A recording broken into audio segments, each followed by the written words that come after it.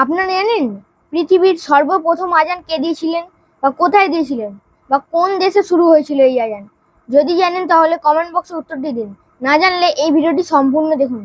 পৃথিবীর প্রথম আজান সেটা কে দিয়েছিলেন, কোথায় দিয়েছিলেন, আর এই আজান কোন দেশে শুরু হয়েছিল?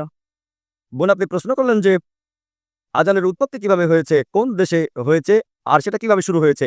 বোন, আজান শুরু হয়েছিল আরব দেশে, আরবের মদিনায়।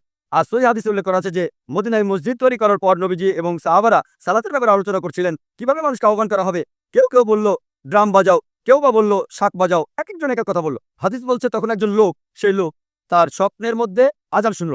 সে শুনল আজানের আওয়াজ, যেটা আমি আগে বলেছিলাম, মানুষের কণ্ঠে। খবরটা তখন নবীজির কাছে পৌঁছে গেল। আর নবীজি বললেন সে যে কথাগুলো শুনেছে সেগুলো শুনতে খুবই ভালো লাগছে।